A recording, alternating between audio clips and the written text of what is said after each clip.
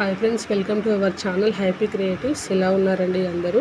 మేమైతే చాలా బాగున్నాము. నేను మార్నింగ్ బ్రేక్ఫాస్ట్లో కానీ ముందు రోజు రాత్రి మినప్పప్పు నానబెట్టుకున్నానండి. ఈ నానబెట్టుకున్న మినప్పప్పుని ఇలా మిక్సీ పట్టుకున్నాను.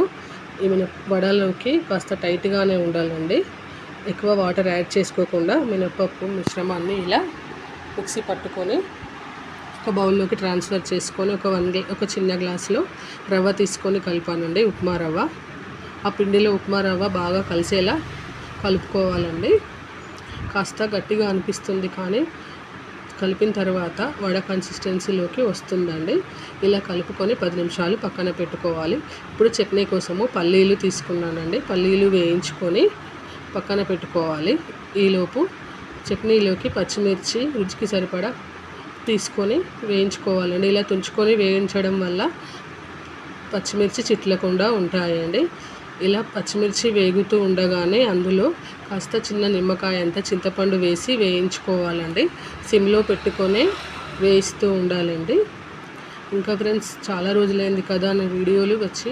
ప్లీజ్ అండి నన్ను సపోర్ట్ చేయండి. నేను కూడా ఇక్కడ నుంచి రెగ్యులర్గా వీడియోలు చేయాలనుకుంటున్నాను ఫ్రెండ్స్. నా వీడియోలు లైక్, షేర్, సబ్స్క్రైబ్ చేయండి ఫ్రెండ్స్. ఇప్పుడు ఇవి వేగిపోయాయి కదా. ఇప్పుడు అందులోకి మిక్సీ జార్లోకి వెల్లుల్లి 1.5 స్పూను జీలకర్ర కూడా వేసుకోవాలండి. 1.5 స్పూను జీలకర్ర వేసిన తర్వాత ఇప్పుడు మనం ముందుగా ఫ్రై చేసుకున్న పచ్చిమిర్చి చింతపండు మిశ్రమాన్ని అందులో వేసుకోవాలి. ముందుగా మనం వేయించి చల్లార్చుకున్న పల్లీలు కూడా మిక్సీ జార్లోకి తీసుకొని రుచికి సరిపడా ఉప్పును వేసుకోవాలండి. నాకైతే 1.5 స్పూను ఉప్పు పట్టిందండి. చాలా కరెక్ట్గా సరిపోయింది. ఇక మళ్ళీ అవసరం రాలేదు. ఇప్పుడు ఈ మిక్సీ పట్టుకున్నానండి చట్నీని. చాలా డేస్ తర్వాత వడలు చేస్తున్నాను కదా, ఎలా వస్తుందేమో అని కాస్త టెన్షన్గా కూడా ఉందండి. ఆయిల్ ఫుడ్ కదా, ఎక్కువ తినలేము. ఇప్పుడు చట్నీని ఒక బౌల్లోకి తీసుకున్నానండి. ఇది కూడా కాస్త థిక్గా వచ్చింది కదా, నేను వాటర్ యాడ్ చేసుకున్నానండి కాస్త లూజ్గా ఉండడం కోసమని. కాస్త పలచగా అయింది తర్వాత. ఇప్పుడు ఒక బౌల్లోకి తీసుకొని కలుపుకున్న తర్వాత తాలింపు వేసానండి. జీలకర్ర, ఆవాలు వేసి వెల్లుల్లి వేసాను.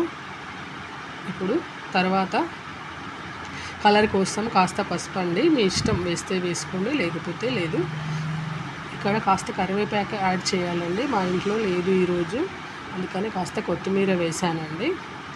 పోపు వేగిన తర్వాత చట్నీ బౌల్లోకి ట్రాన్స్ఫర్ చేశాను. చూడండి, కలర్ఫుల్గా వచ్చింది కదా మా చట్నీ. ఈరోజు చాలా థిక్గా ఉందండి. కాస్త వాటర్ వేసి కలిపితే లాస్ట్లో కాస్త వాటర్ వేసానండి. కాస్త పల్చగా కూడా అయింది చూడండి. ఇలా చట్నీని అంతా బాగా కలుపుకొని పక్కన పెట్టుకోవాలి. ముందుగా మనము పిండి మిశ్రమాన్ని పక్కన పెట్టుకున్నాము కదా. ఇప్పుడు దాంట్లో రుచికి సరిపడా ఉప్పు, ఒక 1/2 టీ స్పూను సోడా వేసి బాగా కలుపుకోవాలండి. ఉప్పు, సోడా బాగా కలుపుకోవాలి. నాకు కొంచెం పిండి గట్టిగా అయినట్టు అనిపించిందండి, అందుకే ఒక 3 టేబుల్ స్పూన్స్ వాటర్ యాడ్ చేసుకున్నానండి.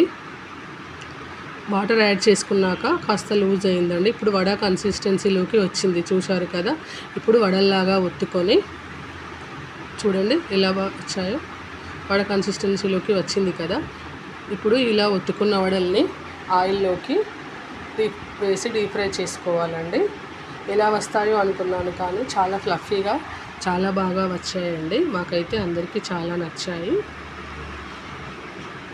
నాకు వీడియోస్ చేయడం ఎందుకో ఇంట్రెస్ట్ రావట్లేదండి. ఇక నుంచైనా చేయాలనుకుంటున్నాను. ఇంట్రెస్ట్ లేకే చాలా గ్యాప్ తీసుకున్నాను ఫ్రెండ్స్.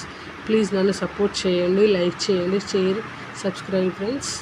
నేను కూడా నా ఫ్యామిలీకి ఎంతో కొంత సపోర్ట్గా ఉండాలని అనుకుంటున్నాను ఫ్రెండ్స్. అందుకే రెగ్యులర్గా వీడియోలు అయితే చేద్దామని ఫిక్స్ అయ్యాను. చూడండి మన వడలు ఎలా రెడీ అయ్యాయో. అలా గోల్డెన్ బ్రౌన్ కలర్లోకి రాగానే తీసేయాలి. మా బాబాయ్ అయితే వెయిట్ చేస్తున్నానండి. బ్రేక్ఫాస్ట్ టైం అయిపోతుంది కదా, ఇంకా ఎప్పుడు పెడతావు మమ్మీ అంటూ పక్క నుంచి అడుగుతూనే ఉన్నాడు. చూడండి మా వడలు అయితే ఇలా రెడీ అయ్యాయండి. నా వీడియో నచ్చిందా? ఎలా ఉందో ప్లీజ్ లైక్, షేర్, కామెంట్ అండి. మా బ్రేక్ఫాస్ట్ టైం అయిందండి. Bye friends.